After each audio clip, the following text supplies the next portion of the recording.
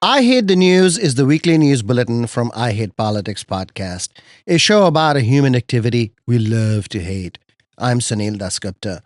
It's November 25th, 2025. Maryland's Department of Legislative Services, the nonpartisan secretariat for the State General Assembly, provided a bleak outlook on revenues this month. Not long ago, in September, the Board of Revenue Estimates reported high tax collections for the last fiscal year. Everyone wants to be cautious about what could happen, but what's with the number swings? PJM Interconnection, the regional grid operator, whose membership comprises utilities, generators, and transmission companies, voted to turn down all 12 proposals to mitigate the impact on data center growth on rising electricity rates. But what else did the vote reveal? Prince George's County ends a 27-year-old ban on pitbulls in the county. The intersection of pitbull bans with race and class politics is extraordinary. And more. Stay with us. I Hate Politics is brought to you by UMBC's Political Science Program, where you'll learn to shape public policy, impact communities, and function at the center of modern society. Learn more at shadygrove.umbc.edu.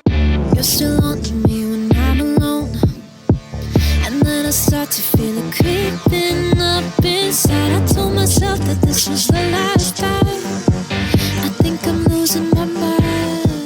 I Hate Politics is a podcast about our neighborhoods, workplaces, schools and streets, and our local governments as they function in diverse and democratic societies. This means our politics are messy, dirty, sometimes corrupt, with often self-serving politicians. But no matter how much we may hate politics, we are never exempt from it, even when we refuse to participate. In fact, the purpose of politics is to keep society functioning precisely when we don't agree with each other, like now. Music for this episode comes from Montgomery County native and now DC-based singer-songwriter Kara Levchenko's two new single releases, Animal and Cosmic Love. You can find her and her music at karalevchenko.com.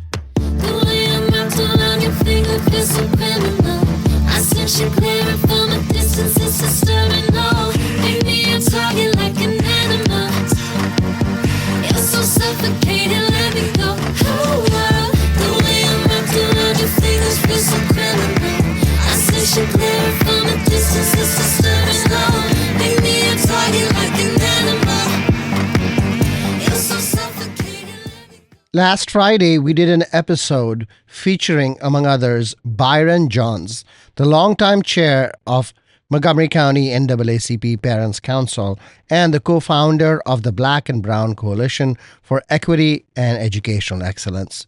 He talked about his support for MCPS's program changes, which others have criticized as poorly planned. We got talk back. Hi, this is Ricky Ribeiro, and I'm a Kennedy Cluster Coordinator, and I'm also a member of the Black Coalition for Excellence in Education. And I just wanted to share my thoughts in response to the episode you had around over-promising and under-delivering, and specifically around the conversation about MCPS's regional program and the comments made by Byron about the issue of equity. I want to say that there are legitimate equity issues with the current state of programs. Absolutely. However, one thing for me as a Black parent is that I'm not looking for scraps or crumbs. We value equity that is actual equity, not equity in name only. And what MCPS has laid out thus far does not give many Black parents like myself confidence. And I have recent firsthand experience. My son went to the regional IB program at John F. Kennedy High School, and that IB program, which was supposed to be equitable to the program at Richard Montgomery, was not. It was not equitable in the professional development and training and supports provided to the teachers, who have to, of course, become familiar and aligned with the IB curriculum. It was not equitable in terms of the experience and supports provided to the IB coordinator. It was not equitable in terms of the integration of the master calendar for the IB courses, which of course require SL and HL and have to be combined with other courses that are required to graduate and cause a lot of problems for students. We know what MCPS has done. And as you stated, they have multiple times overpromised and underdelivered. So I can't understand why anyone would believe MCPS is going to get it right on something that is 10 times more complex, that spans the entire school district. No one is asking MCPS to be perfect. What we're asking for them to do is to be coherent, to be responsible, to be transparent, to be collaborative, and to be communicative. And unfortunately, with this regional program model that they've rolled out, they have not been those things. Black parents want to see budgets, they want to see promises, they want to see the information that MCPS is looking at to have confidence. Until MCPS does the work, authentic, community-centered, collaborative work to make the program analysis real, to make the goals of the program analysis attainable, and to get community buy-in, they don't deserve our support. MCPS is a public good. They have to earn the public's trust, and they have failed to do that. And so they don't get it just because it would be convenient for Dr. Taylor or the board to get it. That's not how this works. Thank you. I'm Bridget Howe, president of MCC-PTA, responding to your episode about the regional program model. MCC-PTA has advocated for years for expanded access to college and career readiness pathways, precisely because we see gaps in program deserts. In line with that advocacy, several of our members, including me, raised their hands to be on the Regional Program Model Opportunity Design Team. This participation informed our recent resolution. We saw a secretive process with design team members required to sign NDAs. Community engagement was lacking. Multiple internal drafts of regions and program distribution failed to address our repeated questions about ensuring program quality in each region and the impact of this plan on the 80 to 85% of students who will stay in their local schools. We continued to ring alarm bells that essential questions were being ignored, basic questions around staffing, curriculum, and accountability, so that we do not become 6 unequal regions. We have heard from our members across all clusters, including Title I and focus schools, that they want equal programming, not just more programming, and that they want to understand how $10 million per year for special programs will impact core courses, class sizes, and special ed and ESOL staffing. We are not asking for perfection, just for MCPS to do the hard work to successfully deliver on their promises. Because of these alarm bells, the MCC-PTA resolution asks MCPS for a process more like the boundary study, multiple rounds of public engagement grounded in data and including intentional connection with communities whose voices are too often underrepresented. Historically in MCPS, public scrutiny stops after programs launch, so basic safeguards and accountability need to be baked in early. We think that is what is necessary for this investment in increased access to programs to succeed as we want it to. We love to hear from you when you like what we do and when you think we have been remiss. It's easy to send us a voice letter. Record on your phone and email the file to producer@ihbpod.org. If you send us video, we can extract the audio. No problem.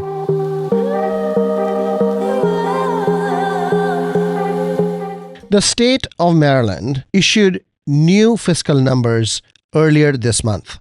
There is a big hole for the current fiscal year 2025-26, and even a bigger one, up to $1.4 billion for 26-27. Here is David Romans from the State Department of Legislative Services. For fiscal 26, our forecast has you at a zero cash balance for that year. The reason for that is you did close fiscal 25 with a surplus, but you have all those deficiencies, $695 million in deficiencies that need to be paid for in 26. So that eats up the cash balance, and we actually assume to take a couple $100 million out of the rainy day fund to cover the rest of those deficiencies, and that gets you to a zero cash balance in 26. In 27, you can see we're projecting about a $1.5 billion cash problem, about $1.2 billion structural challenge. Now, a key assumption we make for fiscal 27 is that the rainy day fund will maintain a balance equal to 8% of general fund revenues. So down near the bottom, second line from the bottom, that's almost $2.2 billion are in the rainy day fund in our forecast in fiscal 27. That's $815 million more than sort of the minimum goal the state has long had of having 5% of revenues in the rainy day fund. So there is quite a bit of cash there that could be potentially tapped. One of the big changes from what we showed you at the end of session is we went from a projected small surplus in fiscal 27 to a deficit of $1.5 billion on a cash basis. And we just want to give you a flavor of what happened and why that has changed so much. Nearly half of it relates to revenue assumptions. I'm going to skip to the second one there first, because it's simpler to explain. The deficiencies were significant. We did not expect deficiencies in the forecast at the end of session. So you don't have the $321 million we were assuming back in June would be available from fiscal 26 to help pay for 27 bills. So having no cash balance is one of the issues on the revenue side. The bigger item, $371 million, relates to the one big beautiful bill and assumptions made during session.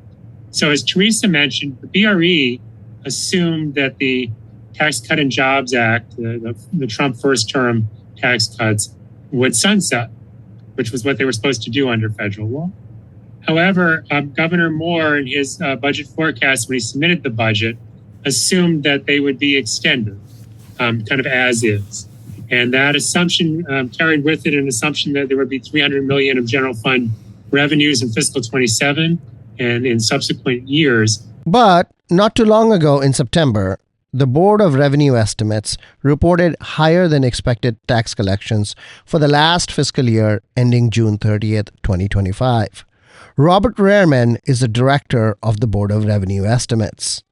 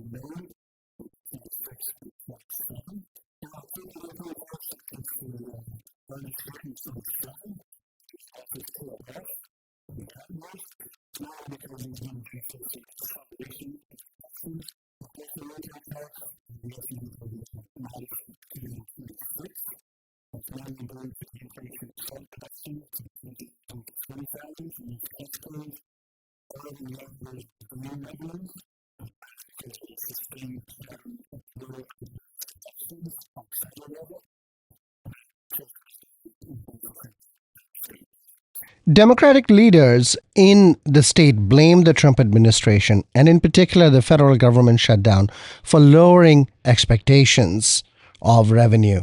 But both the Department of Legislative Services and the Board of Revenue Estimates, at least below the elected principals, are known to be competent as well as known not to be overtly political and partisan.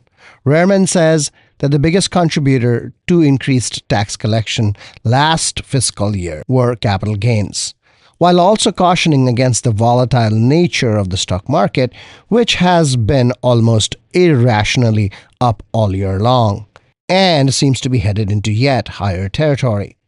We can call it a bubble, but there isn't any clear indication when this bubble will burst. And if you do, please go short the market before you listen to the rest of the episode. So what should we make of these swings in fiscal outlook reporting? Rather than incompetence or even lack of capacity, these are the pitfalls of number crunching that require making big assumptions about how the future will unfold. But uncertainties do not go away just because a government agency is making the predictions, and not even when these predictions are used to make policy, that is, they have real impact. Government officials try to be authoritative about their predictions, and they are met with public incredulity when the future proves to be fundamentally unpredictable. There is really one way to solve the issue. Be conservative with your numbers. Few will complain if Romans or airmen underpredict revenues, but they will be held to pay if they overpredict. We did an episode last week on overpromise, underdeliver. Here is a case of where there is a structural incentive to underpromise.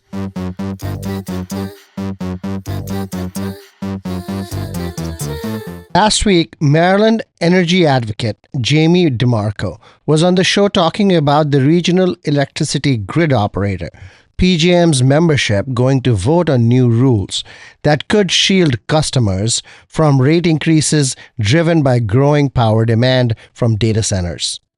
He is back with what happened. There were 12 proposals being considered by the PJM governance body, and they voted on each proposal, and no proposals passed, which is a surprising outcome, really, that none of them were able to garner the support needed in order to be officially passed. That doesn't mean the process has failed.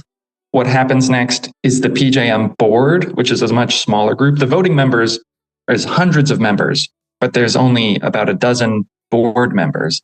And those board members will now look at the votes that took place, and based on the support and opposition that was given to each proposal, put together a proposal that will be PJM's official recommendation to the Federal Energy Regulatory Commission. Now, can you give me a sense of what these proposals were about that they were rejected? So there were many plans that had bring your own generation requirements. If data centers are not required to bring their own generation, it could result in everyone's electricity bills going up by as much as $70 a month. Of the 12 proposals, the one that got the most votes was one that SMECO, the Southern Maryland Electric Cooperative, put forward. That got the most votes, but it was a very narrow one. It dealt with a sort of niche issue. After that one, the plan that got the most votes was the one put forward by the Independent Market Monitor. And that plan, of all 12, did the most to protect consumers. What made the Independent Market Monitor's proposal unique is it actually created a queue to start using electricity from the grid. PJM has, for many years, many decades, had a queue if you want to bring generation. If you want to start selling electricity to the grid, you have to wait in line to be processed and accepted. They've mismanaged that queue. It has the longest wait times of any regional transmission organization in the country. Wait times of, on average, upwards of 3.5 years. However, you have always been able to just connect to the grid if you ever wanted to. There's what they call a duty to serve. If you want electricity, you can get electricity from the grid. This proposal put forward by the Independent Market Monitor says if you want to connect to the grid and you're a really big energy user, you have to wait in line, just like power generators have to wait in line. And once you have both lines, both for consumption and generation of electricity, you can release them synchronously to make sure that you're never letting demand exceed supply. This would be something new. And what the Independent Market Monitor argued last week is that a duty to serve means a duty to serve reliably. And if you allow more consumption of electricity to come onto the grid than the grid can handle, it will cause blackouts and you can't serve reliably. There were some other proposals, a great one put forward by Senator Hester, that would have required data centers to bring their own generation, demonstrating that they are causing new generation to come onto the grid before they are able to connect to the grid. But what PJM board members should take away from that is that there is real energy and excitement and need to protect consumers. That is a fundamental drive and underlying necessity of PJM, and that shows up in the votes. Why do you expect the board to take a different position from what the membership of PJM has taken? Yeah, I mean, the board is accountable to the voting membership. If the voting membership is unpleased with the board, they can vote people out, and they've done that recently. Instituting Bring Your Own Generation is being responsive to the voting members because that was the comprehensive proposal that got the most votes. Jamie DeMarco, thank you. Thank you very much. It's in your nature, baby, should've known. I thought I loved you, but I didn't know I think you've been lying to me all this time. Thought I could catch you in the crowd. One of the most amazing stories last week was the end of the 27-year-old PitBull ban in Prince George's County. Among the many race and class stereotypes that pervade our politics, PitBull ownership is a big one, associated with young black and lower class men. Recall Michael Vick and his dogfighting conviction in 2007. Prince George's PitBull ban had already been in place for 10 years before Vick went to jail. The country's richest black majority jurisdiction, it seems, wanted to keep people out. As you might imagine, enforcement was another matter and often could verge on both the absurd and the macabre. Katrin Conroy leads the advocacy group Pet Unity Project and became an activist for ending the PitBull ban after she moved into Prince George's County with her dog and confronted the absurdity.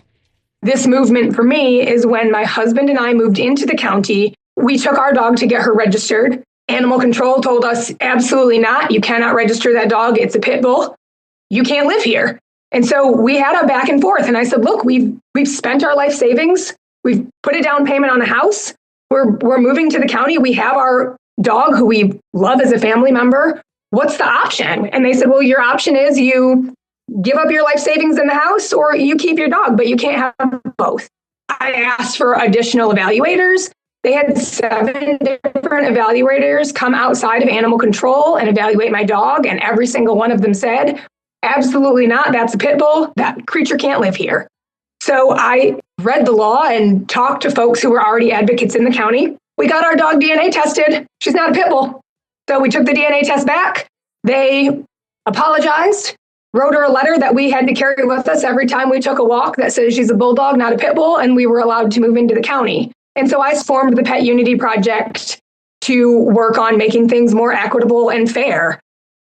It's currently estimated by the Department of Environment, by Prince George's Department of Environment, that we have approximately 25 to 30,000 pit bull type dogs living in the county already.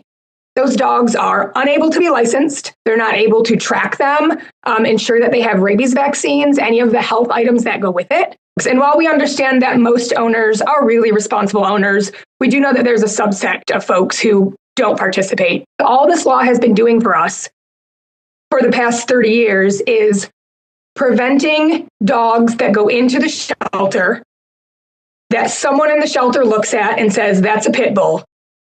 Our tax dollars are now paying to house them, pay for the staff to take care of them, feed them, and then ultimately destroy them in the shelter.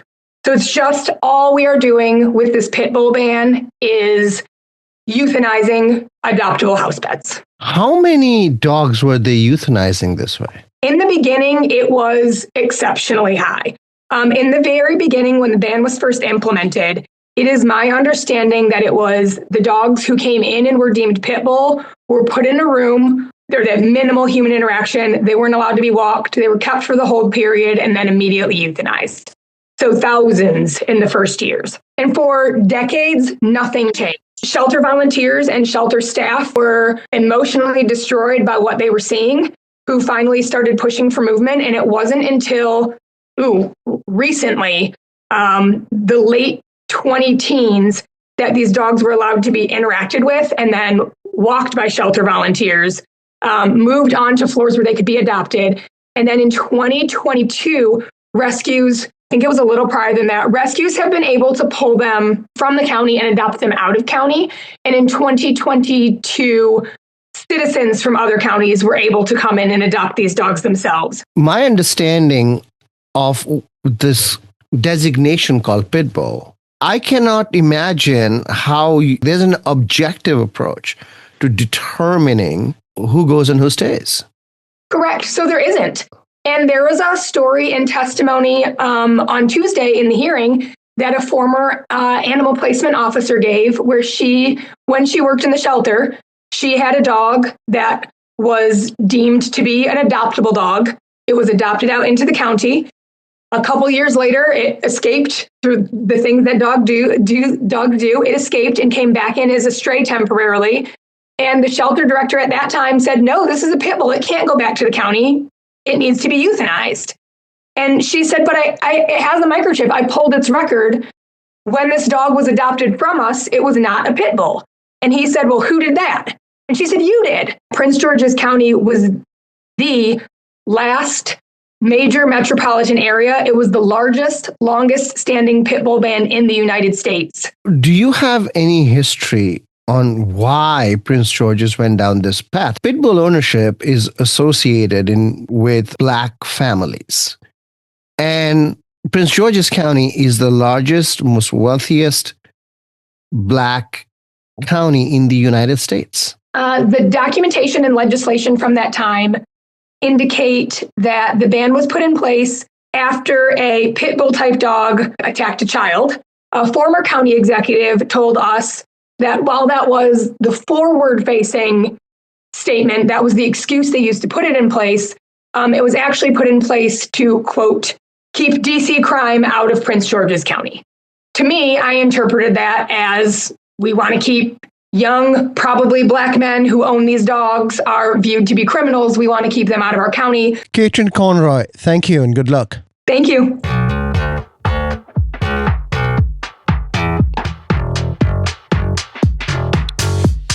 Montgomery County Council has now selected 3 well-known local figures as finalists to fill in the seat being vacated by Gabe Albornoz, who is resigning from the council December 1st, one day after the county charter would have required a special election to replace him. Albornoz is returning to a position he held years ago, director of the county's recreation department. Council President Kate Stewart has said that the council would not consider anyone interested in running for the seat in 2026 when the entire body is up for re-election. They chose a former school board member, Shebra Evans, former longtime Silver Spring Regional Services Director, Riamberto Rodriguez, and longtime county dentist and community leader, Henry Lee. Lee is Asian, Evans is Black, and Rodriguez is Latino. If the council wants a one-for-one ethnic replacement, the choice is pretty clear. Albornoz is Latino. I don't care if silence playing games today, but it ain't fair. The thought of you takes me away. No, I need air. Yeah, I think I got lost in my head again. That's all for this episode. Be sure to check out our feature interview series that comes out Friday mornings. I Hate Politics is produced by me, Sunil Dasgupta, with support from the University of Maryland, Baltimore County. I direct UMBC's political science program at the universities at Shady Grove in Montgomery County, where, among other things, we explore and learn about politics, government, and society close to home. Music for this episode comes from Montgomery County native and now DC-based singer-songwriter Kara Levchenko's 2 new single releases, Animal and Cosmic Love. You can find her and her music at karalevchenko.com. If you want to share your music on the show or know someone else who might want to, please email us at producer@ihppod.org. I hope you will subscribe and share the podcast as we bring you stories about politics close to you and to your home. See you next time. Can't read the signs, it feels like perfect timing. Got this love is shining. Pardon me, it feels like we can use a little TLC.